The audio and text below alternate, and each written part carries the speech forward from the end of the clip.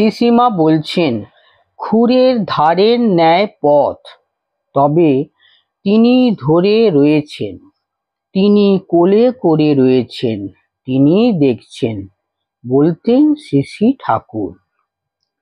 সেবক বলছেন, কই কিছুই জানতে দিচ্ছেন না যে?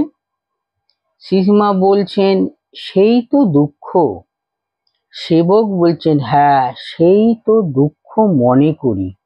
জনৈক ভক্ত বলছেন, মরলে পর ঠাকুর কোলে করে নেবেন, সে আর বেশি কথা কি, যদি এই দেহেই।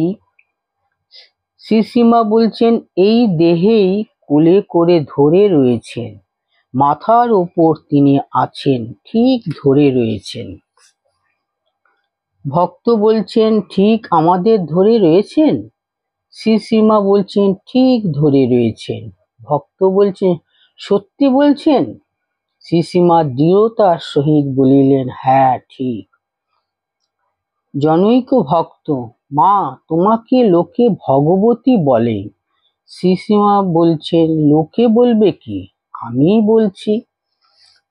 জনৈক অসুস্থ সাধু বলছেন, মা, ঠাকুর কি কেবল পরকালের জন্য? শ্রীসীমা বলছেন, না, তিনি ইহকালেরও জন্য, পরকালেরও জন্য। শ্রীসীমা বলছেন, ঠাকুর বলতেন, আমাকে যারা ডাকবে তাদের জন্য আমাকে অন্তিমে দাঁড়াতে হবে, এটি তার নিজের মুখের কথা।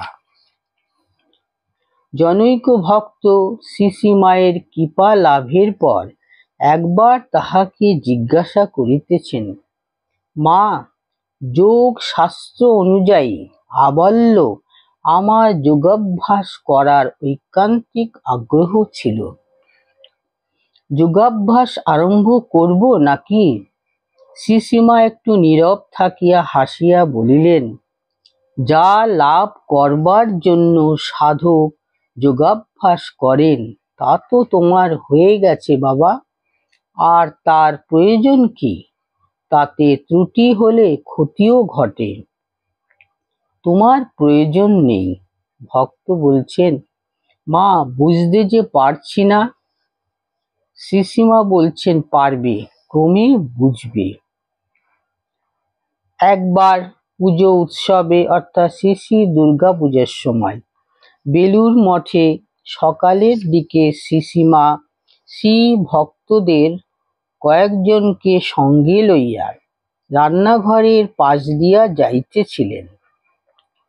চাহিয়া দেখিয়া বলিলেন, ছেলেরাও বেশ কুটনো কুটতে পারে। স্বামী জগদানন্দ মহারাজ হাত জোর করিয়া বলিলেন, কুটনো কুটেই হোক, বাটনা বেটেই হোক, আর জপ ধ্যান করেই হোক, ব্রহ্মময়ীর প্রসন্নতা লাভই আমাদের উদ্দেশ্য। শ্রীসীমা সহাস্য বদনে বলিলেন, তা তো ঠিক বাবা। উপস্থিত সকলে মাকে প্রণাম করিলেন। জনৈক ভক্ত বলছেন, শ্রী শ্রী ঠাকুরকে অনেকে ভগবান বলেন, আপনি কি? মা বলছেন, তিনি যদি ভগবান হন, আমি তবে ভগবতী।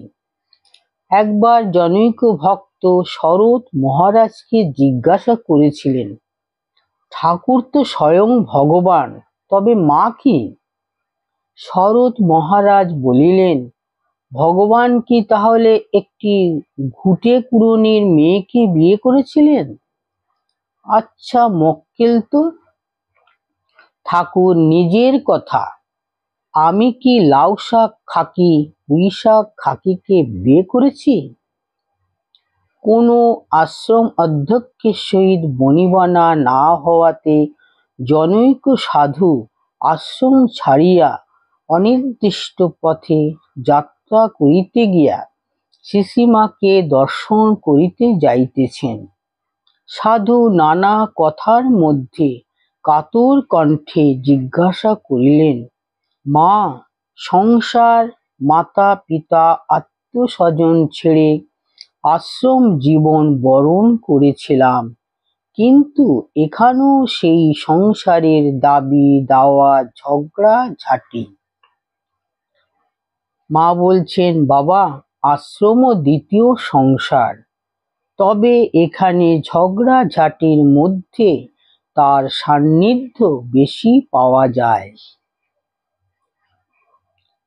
পরগৃহবাসী ও পরান্নভোজী হয়ো না বাবা, এ বড় কষ্টকর, শ্রীশ্রীমা জনৈক ভক্তের প্রতি বলেছেন।